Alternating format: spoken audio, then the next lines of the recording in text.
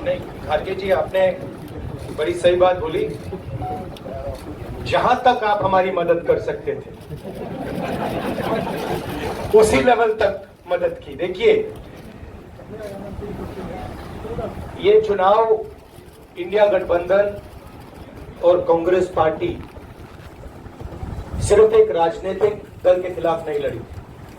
ये चुनाव हम बीजेपी, एक राजनीतिक दल, हिंदुस्तान के इंस्टीट्यूशंस, हिंदुस्तान का जो पूरा गवर्नेंस का स्ट्रक्चर है, इंटेलिजेंस एजेंसीज, सीबीआई, ईडी, ये सब आदि जुडिशरी, इन सब के खिलाफ हम लड़े थे। क्योंकि इन सब संस्थाओं को, इन सब इंस्टीट्यूशंस को नरेंद्र मोदी जी ने और अमित शाह जी ने कैप्चर करा, धमकाया, डराया। प्रेस की तो मैं बात करता रहता हूं।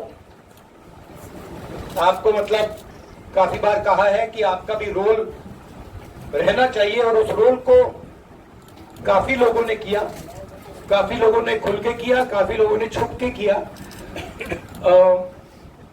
और आपके इमोशंस कहां थे हमें मालूम है।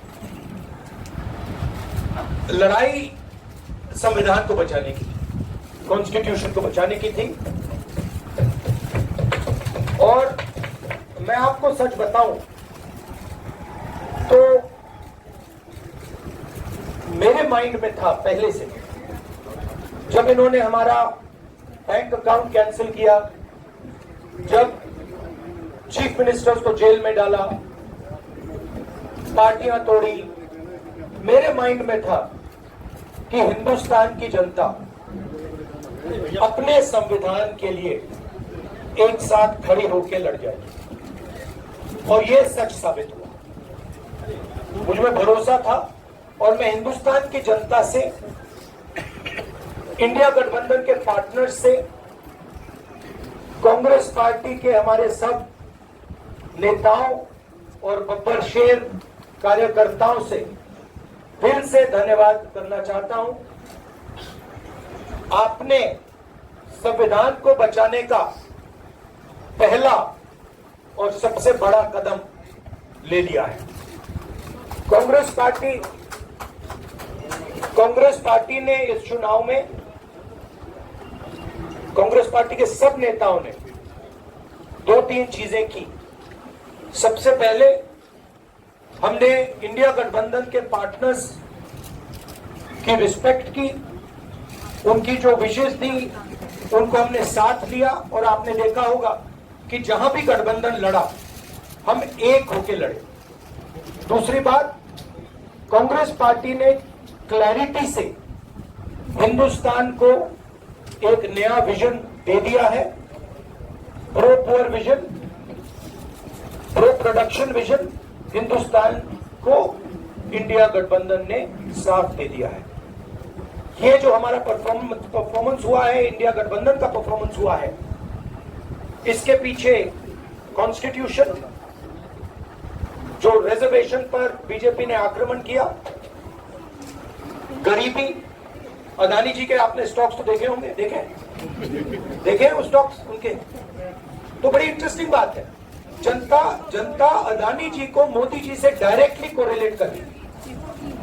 मोदी जी की हार होती है, स्टॉक मार्केट कहता है भैया मोदी जी गए तो अदानी जी गए। मतलब डायरेक्ट रिलेशनशिप है, करप्शन की रिलेशनशिप। और देश ने नरेंद्र मोदी जी को साफ कह दिया है कि हम आपको नहीं चाहते हैं। And this is the main thing that this election has said. The country has unanimously and clearly stated, we do not want Mr. Narendra Modi and Mr. Amit Shah to be involved in the running of this country. We do not like the way they have run this country. We do not appreciate the way they have attacked the constitution. We do not appreciate the way they have run this country for the last 10 years. So that is a huge message to Mr. Narendra Modi. I'd like to thank everybody who has participated in this election. I am extremely proud of the people of India. I am extremely proud of the people who have resisted this onslaught on the constitution. और अंत में मैं आपको कह दूं कि इसको बचाने का काम हिंदुस्तान के सबसे गरीब लोगों ने किया है,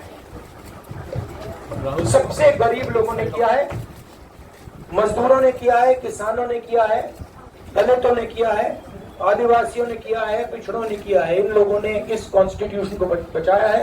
इस कॉन्स्टिट्यूशन, ये कॉन्स्टिट्यूशन देश की आवाज है। बहुत सारे लोग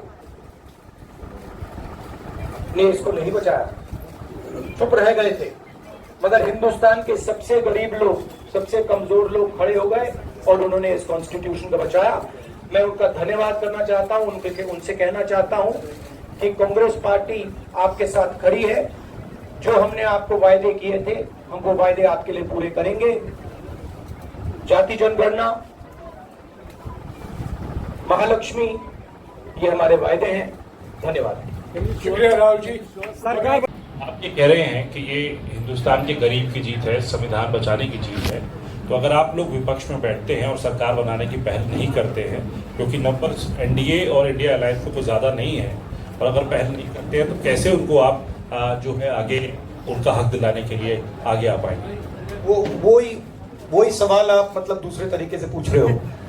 कल डिसाइड होगा, इंडिया गठबंधन की मीटिंग है, कल हमारा अलायंस डिसाइड करेगा। बड़ी फाइन लाइन है, तो जो इंडिया गठबंधन डिसाइड करेगा उस पर हम एक्शन लेंगे।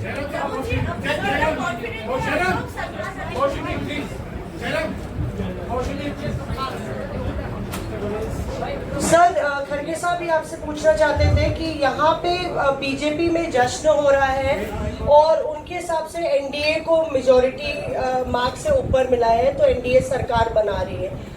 तो यहाँ पे क्या आपको लगता है कि आपने कहा नैतिक आधार पे प्रधानमंत्री नरेंद्र मोदी को नहीं बने रहना चाहिए, क्या आपको लगता है कि बीजेपी में भी खेमेबंदी होगी इसको लेके, और क्या खुद नरेंद्र मोदी को ये फैसला लेना चाहिए? देखिए, अभी राहुल गांधी जी ने आपके सामने स्पष्ट किया, जब तक हम अपने अलायंस पार्टनर से बात नहीं करेंगे और जो नए पार्टनर हमको जुड़ने वाले हैं उनसे भी किस तरीके से हम बात करके अपने को मेजॉरिटी बना सकते हैं वो देखेंगे। सारे स्ट्रैटेजीज अगर यही मैं बोलूंगा फिर मोदी जी होशियार हो जाएंगे। जयराम जी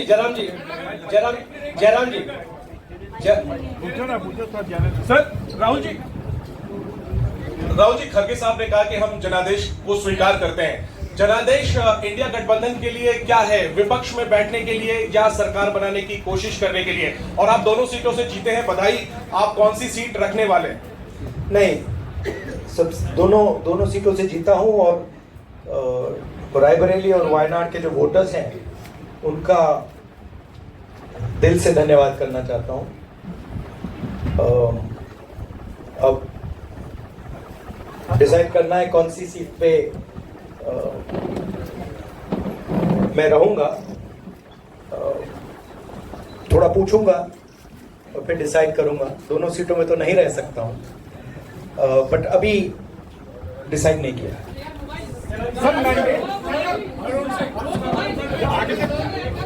राहुल जी, भारत जोड़ो यात्रा के लिए जब आप निकले थे तब से लेके अब तक काफी लंबी यात्रा रही, काफी बीच में उतार चढ़ाव आए।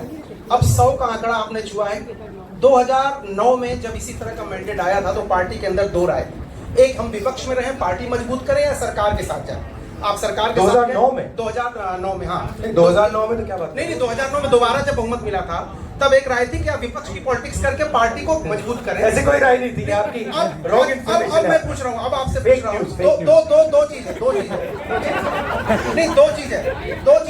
दो चीज है। ये जो मैंडेट मिला है, आप अपोजिशन में रह के आप और पार्टी मजबूत करना चाहते हैं या सरकार बनाना चाहते हैं? आप चाहते क्या? नहीं, देखिए, हम एक कोalition के भाग हैं, ठीक है। कांग्रेस पार्टी है, बाकी पार्टियां हैं, और उनके साथ अभी हमारा डिस्कशन नहीं हुआ है। हमने भैया शांत हो जाए। हमने उनसे कहा था, इंडिया पार्टनर से कहा था कि चुनाव के बाद 5 तारीख को हमारी मीटिंग होगी और उस मीटिंग में हम ये जो सवाल है इसको डिसाइड करेंगे। तो सचमुच में इस सवाल का जवाब आज हमारे पास है नहीं, कल होगा।